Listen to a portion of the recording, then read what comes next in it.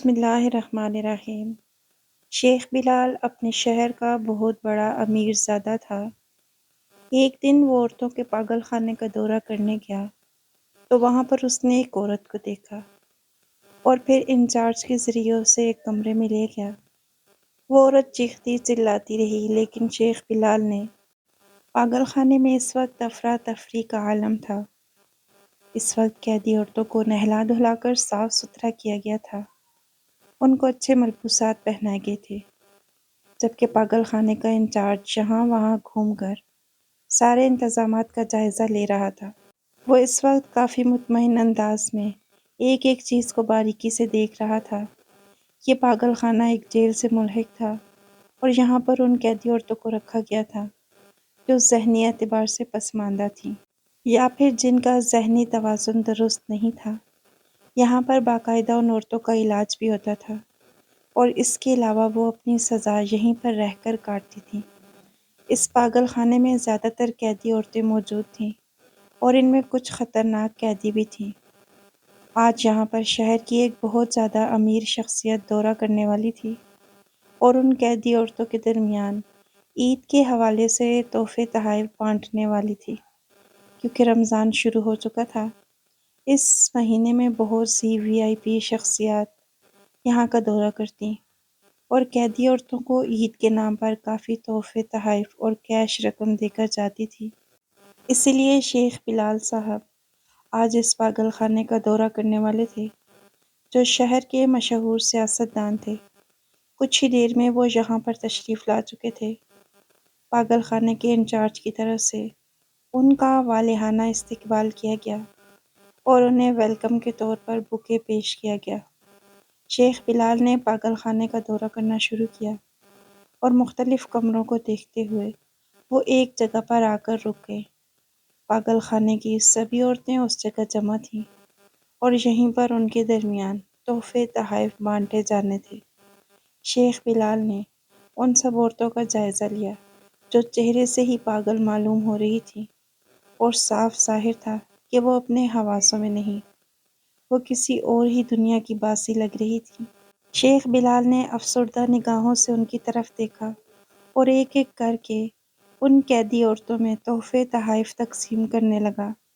آدھی سے زیادہ عورتوں میں وہ تحائف تقسیم کر چکا تھا۔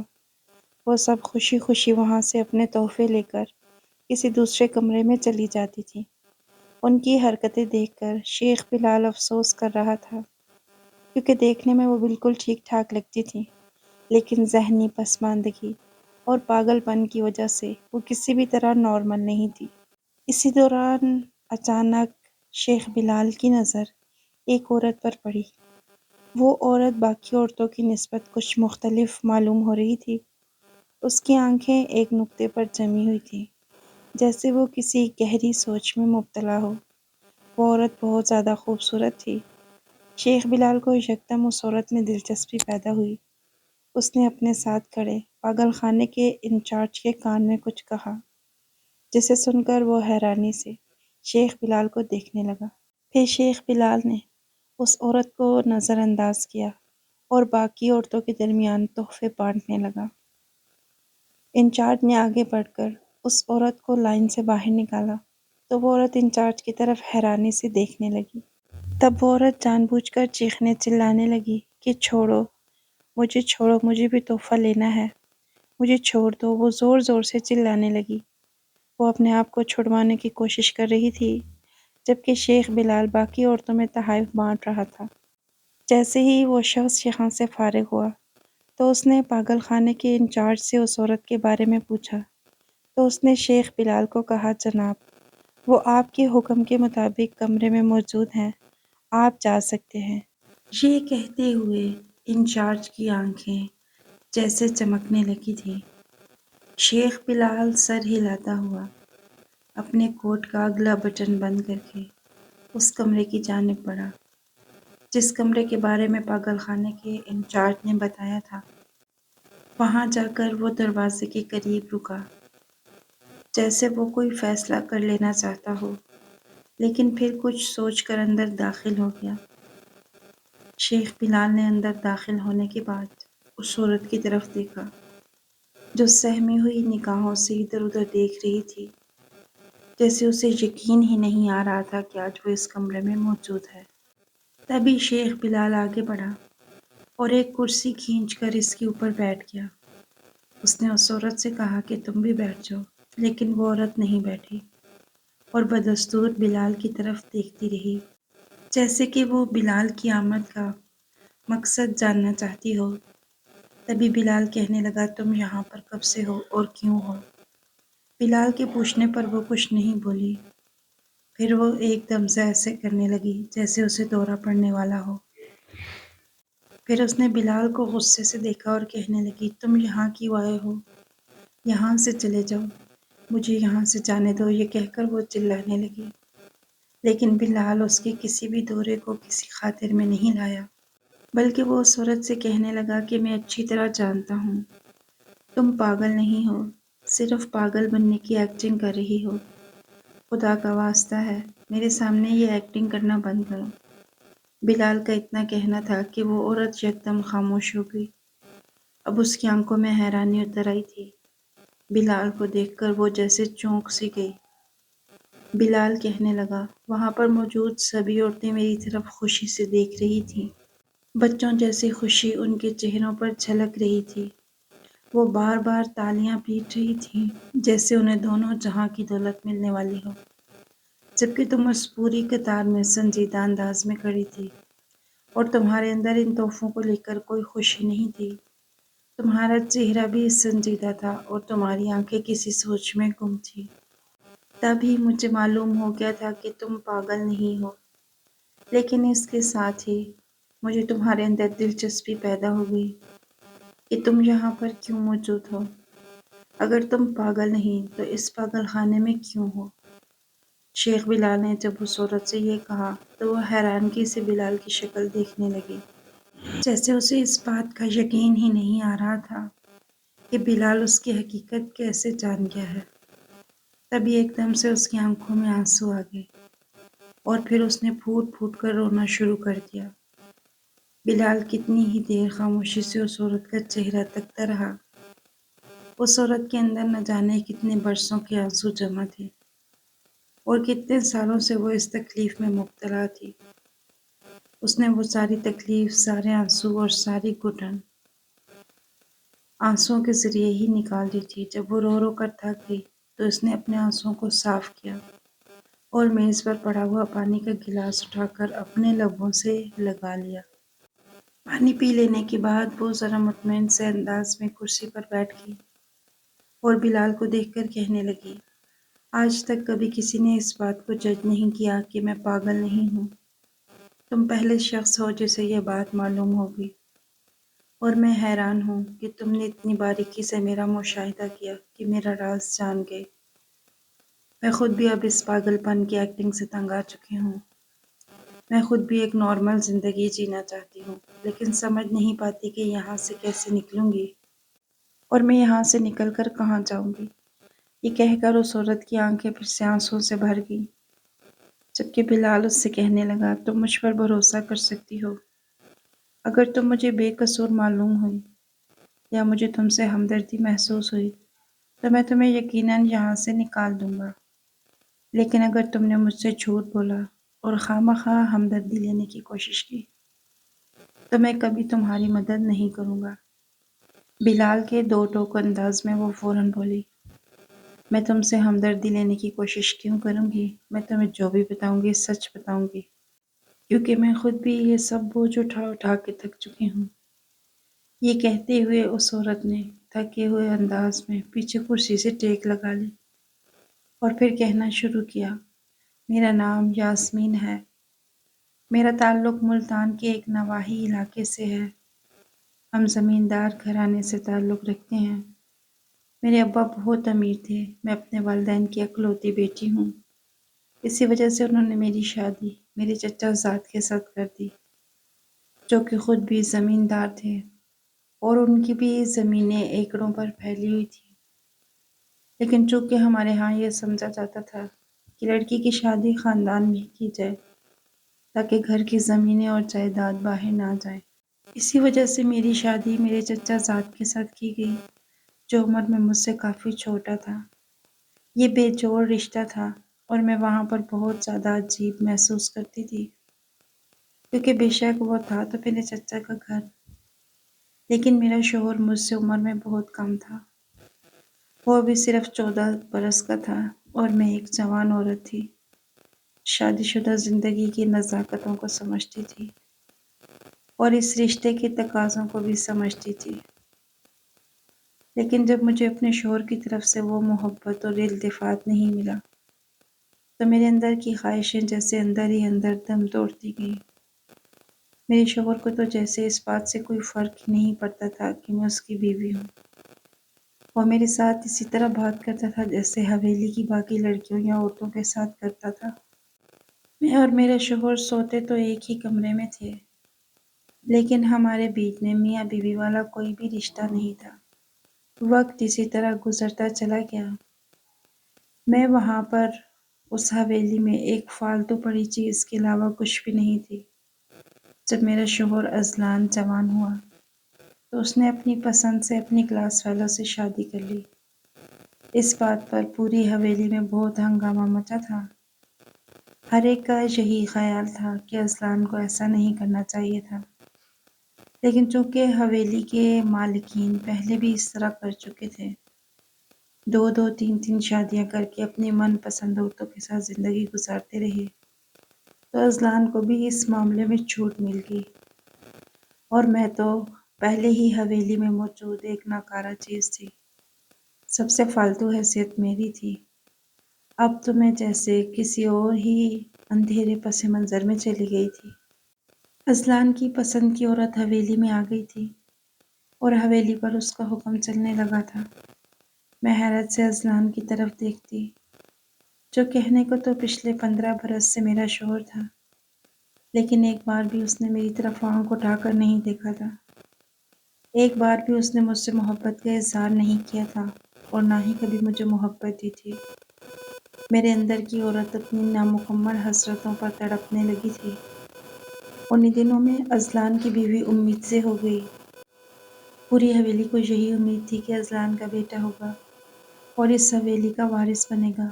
سب بہت زیادہ خوش تھے اور ان سب میں اذلان سب سے زیادہ خوش تھا۔ لیکن ایک دن اذلان کی بیوی سیڑھیاں اترتے ہوئے پھسل کر گری اور اس کی چیخیں ساری حویلی میں گونجنے لگیں۔ چند ہی لمحوں میں سبھی وہاں پر جمع ہو گئے اور اذلان کی بیوی کو دیکھتے ہوئے اسے اسی وقت اٹھا کر ہاسپٹل لے جایا گیا۔ میں نے بھی جب اسے خون میں لت پت دیکھا تو میرے قدموں تلے سے زمین نکل گئی اور میں بہت زیادہ پریشان ہو گئی۔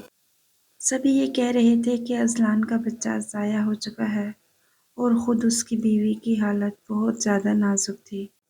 ڈاکٹر نے اگلے 24 گھنٹے بہت اہم بتائے تھے۔ اس سارے معاملے کو اذلان خود ہی دیکھ رہا تھا۔ وہ بہت زیادہ پریشان تھا، بار بار اپنے سر کو مسلتا تھا۔ میں چونکہ اسی گھر میں تھی، اسی لیے میں بھی اس کی سلامتی کی دعائیں مانگ رہی تھی، لیکن مجھے نہیں پتا تھا کہ ابھی قدرت کی ستم ظریفی باقی ہے۔ ابھی تو مجھے اور بھی زیادہ بہت کچھ برداشت کرنا پڑے گا۔ اذلان کی بیوی کی حالت 24 گھنٹوں کے بعد کافی بہتر ہو گئی تھی، لیکن ہوش میں آنے کے بعد اس نے جو کچھ کہا تھا وہ میرے لیے کسی بڑی قیامت سے کم نہیں تھا۔ اس کی بیوی نے سب کے سامنے یہ بیان دیا تھا کہ میں نے اس کے بچے کو مارنے کی کوشش کی اور میں نے جان بوجھ کر اسے سیڑھیوں پر سے گرا دیا تھا تاکہ اذلان کا بچہ اور اس کی بیوی دونوں ہی نہ بچ پائیں۔ وہاں پر موجود سب لوگ یہ سن کر حیران ہو گئے۔ جب مجھے اس بات کی اطلاع ملی تو میں بہت زیادہ پریشان ہوئی۔ میں زمین پر گر گئی۔ میں سوچ بھی نہیں سکتی تھی کہ اذلان کی بیوی مجھ پر اتنا بڑا الزام لگائے گی۔ میں نے اپنے حق میں صفائی دینے کی بہت زیادہ کوشش کی اور سب کو اس بارے میں بتایا کہ میرا اس سب میں کوئی قصور نہیں، میں نے کچھ بھی نہیں کیا۔ میں تو خود ہی اس کے گرنے کی آواز سن کر باہر آئی تھی اور مجھے تو یہ بھی نہیں معلوم کہ وہ کس طرح گری تھی اور اسے کیا ہوا تھا۔ یہ کوئی حادثہ تھا، اسے غلط رنگ مت دیا جائے۔ لیکن کسی نے میری ایک نہیں سنی۔ اذلان کی بیوی کی ضد پر پولیس میں رپورٹ کروا دی گئی اور حویلی میں میں جو سب سے زیادہ جہیز لانے والی عورت تھی، جس کے پاس سب سے زیادہ زمینیں تھیں، سینکڑوں مزارع جس کے لیے کام کرتے تھے، اسے گرفتار کر لیا گیا اور جیل میں ڈال دیا گیا۔ اذلان کی بیوی نے جیسے مجھ سے کوئی بیر باندھ لیا تھا۔ میں نہیں جانتی تھی کہ وہ یہ سب کیوں کر رہی تھی، حالانکہ اگر حقیقت پسندی سے دیکھا جائے تو اس نے میرے حق پر ڈاکہ ڈالا تھا، لیکن میں نے اس کے ساتھ کچھ بھی ایسا نہیں کیا تھا۔ اس کے باوجود وہ میری دشمن بن گئی تھی اور اپنے دل میں میرے خلاف بین پال لیا تھا۔ میں اس کی اس سازش کو سمجھ نہیں پائی۔ جیل میں آئے ہوئے مجھے 2 دن ہو چکے تھے۔ ایک دن میں نے جیلر سے کہہ کر اذلان کو بلوایا۔ اس کی آنکھیں جھکی ہوئی تھیں اور چہرہ تھکن زدہ تھا۔ میں نے اسے دیکھتے ہوئے کہا، اذلان، تم اچھی طرح جانتے ہو کہ میں ایسا نہیں کر سکتی۔ مجھے اس حویلی میں آئے ہوئے بہت سے برس بیت چکے ہیں۔ میں نے آج تک تم سے کبھی کسی چیز کی نہ تو شکایت کی ہے اور نہ ہی کبھی تم سے کچھ مانگا ہے، لیکن آج میں تمہیں کہتی ہوں کہ مجھے یہاں سے نکلوا دو۔ اپنی بیوی کو سمجھاؤ کہ میں نے اس کے ساتھ کچھ بھی غلط کرنے کی کوشش نہیں کی۔ جو کچھ بھی ہوا وہ ایک حادثہ تھا۔ اذلان کو جب میں نے یہ سب کچھ بتایا اور میں نے اس کی منت کرتے ہوئے کہا، لیکن وہ اپنی بیوی کی وجہ سے بے بس اور مجبور تھا، کیونکہ اس کی بیوی عدالت میں بیان دے چکی تھی اور عدالت نے اس کے بیان کی روشنی میں مجھے 5 سال کی قید اور 2 لاکھ جرمانے کا حکم دیا تھا۔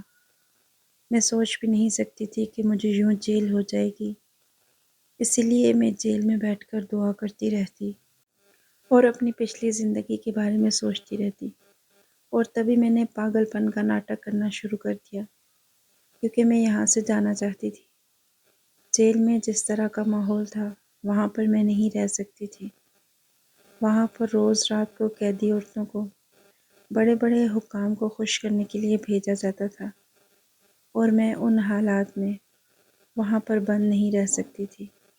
اسی لیے میں نے پاگل پن کا ناٹک کیا، اور جب جیلر کے ڈاکٹر نے میرا معائنہ کیا تو اس نے بھی مجھے پاگل قرار دے کر پاگل خانے میں بھیج دیا۔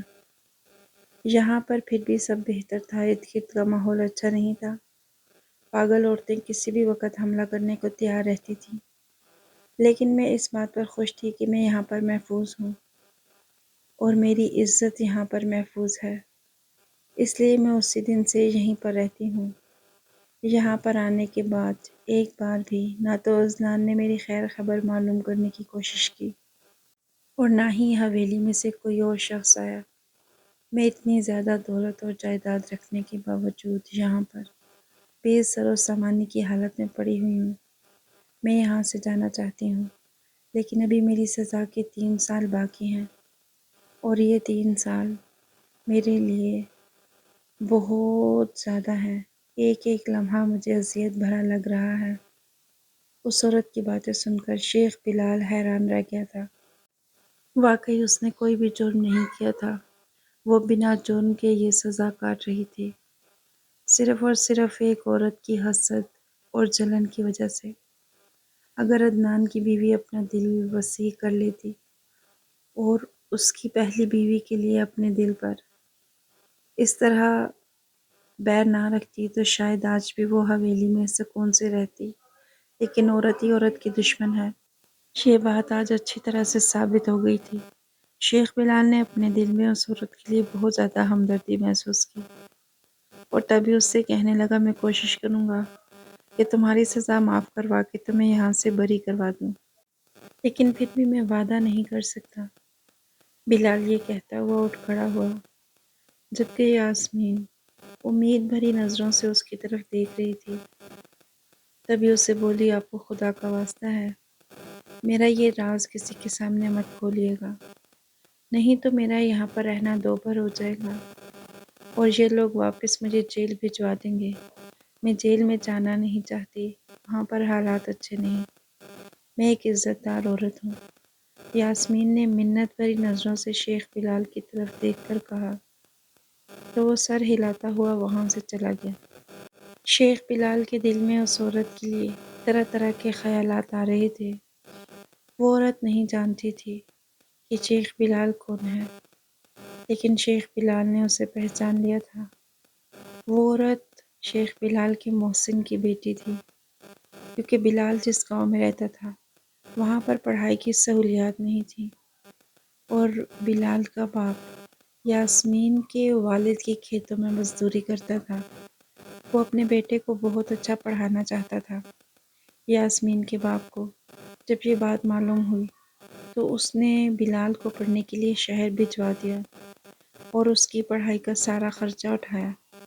بلال کے دل میں یہ بات ایک احساس اور تشکر کے طور پر موجود رہی تھی، اس لیے اس نے دن رات محنت کی، اچھی پڑھائی کی اور ایک اچھے مقام پر پہنچ گیا۔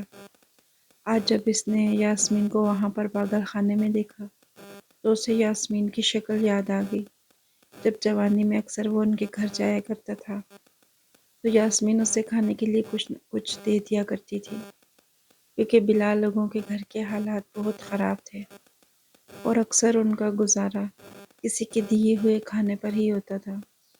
بلال کی آنکھوں میں نمی اتر آئی، کیونکہ جس حال میں اس نے آج یاسمین کو دیکھا تھا وہ سوچ بھی نہیں سکتا تھا کہ وہ اس طرح کی زندگی گزار رہی ہوگی۔ تبھی اس نے سوچ لیا تھا کہ یاسمین کو ہر حال میں اس پاگل خانے سے رہا کروائے گا۔ اس کے لیے اس نے اس دن سے ہی کوششیں کرنا شروع کر دی تھی۔ اس نے سب سے پہلے شہر کے کمشنر سے بات کی اور یاسمین کا کیس اس کے سامنے پیش کیا۔ کمشنر اس معاملے میں بے بس تھا۔ اس نے کہا کہ یہ عدالت کا فیصلہ ہے، اس لیے ہم اس طرح سے یاسمین کو رہا نہیں کروا سکتے جب تک اس کی سزا مکمل نہیں ہو جاتی۔ بلال نے بہت سوچ سمجھ کر عدالت میں اس کا کیس دوبارہ اوپن کروایا، سارے حقائق و شواہد عدالت کے سامنے رکھے۔ بلال نے بہت چوٹی کا وکیل کیا، جس نے یاسمین کا مقدمہ بہت اچھے انداز میں لڑا، یاسمین کو بے قصور مانا۔ عدالت نے اسے باعزت بری کر دیا۔ اب کی بار ازلان کی بیوی نے بھی کیس کی اتنی پیروی نہیں کی تھی، کیونکہ وہ آج کل مکافات عمل کا شکار تھی۔ پہلی بار جب وہ سیڑھیوں سے گری تھی تو اس کا حمل ضائع ہو گیا تھا، لیکن اس کے بعد وہ دوبارہ ماں بننے کی کوشش کر رہی تھی، لیکن ایک بار بھی قدرت نے اسے یہ نعمت پھر سے عطا نہیں کی تھی۔ اسے اس بات کا اندازہ ہو گیا تھا کہ اس نے جو کچھ بھی کیا تھا اسے یاسمین کی آہ لگ چکی ہے، اس لیے آج کل وہ بہت زیادہ پریشان تھی اور اپنے الزام کی سزا بھگت رہی تھی۔ وہ پچھتاووں کی آگ میں جل رہی تھی۔ حالانکہ آج تک اس نے یاسمین کے سامنے اس بات کا اعتراف نہیں کیا تھا، لیکن اس کی جھکی ہوئی نظریں اور شرمندہ انداز یاسمین کو یہ برابر باور کرانے کے لیے کافی تھا کہ اللہ کی لاٹھی بڑی بے آواز ہے اور اس نے ظالم کو اپنی پکڑ میں لے لیا ہے۔ یاسمین جب جیل سے نکلی تو وہ واپس حویلی نہیں جانا چاہتی تھی، اس لیے وہ اپنے گاؤں واپس چلی گئی، جہاں پر وہ شادی سے پہلے رہا کرتی تھی۔ اس نے سوچ لیا تھا کہ وہ ازلان سے طلاق نہیں لے گی، اپنے گاؤں میں رہ کر لوگوں کی خدمت کرے گی اور ان زمینوں کے ذریعے اپنے گاؤں میں خوشحالی لے کر آئے گی۔ یاسمین کو جیل سے آئے ہوئے کچھ دن ہوئے تھے جب اس نے بلال کو شکریہ کرنے کے لیے فون کیا۔ جب اس نے بلال سے بات کی تو پھر بلال نے اسے اپنی حقیقت بتائی، اسے بتایا کہ وہ کون ہے، تو یاسمین یہ جان کر حیران رہ گئی، کیونکہ اسے یہ بات بالکل معلوم نہیں تھی کہ خدا بخش کا چھوٹا سا بیٹا تھا جو شیخ بلال بن چکا تھا۔ پھر اسے یہ جان کر بہت خوشی ہوئی کہ اس کے گاؤں کے لوگ تعلیم حاصل کر کے اچھے عہدوں پر کام کر رہے ہیں۔ اس نے گاؤں میں اسکول بنوایا اور اپنی مصروفیت کا آغاز اسی سے کر دیا۔ ازلان نے دوبارہ کبھی اس کی خیر خبر نہیں کی، جیسے وہ اسے بالکل ہی بھول بیٹھا تھا۔ لیکن یاسمین کبھی نہ کبھی شادی کے حوالے سے ایک کسک اس کے دل میں سر اٹھاتی تھی اور اپنے باپ کے بنائے ہوئے بے جوڑ رشتے پر اسے افسوس ہوا کرتا تھا۔ آپ کو ہماری آج کی ویڈیو کیسی لگی؟ کمنٹ باکس میں اپنی قیمتی رائے کا اظہار ضرور کیجیے گا۔ اگلی ویڈیو تک کے لیے اللہ حافظ۔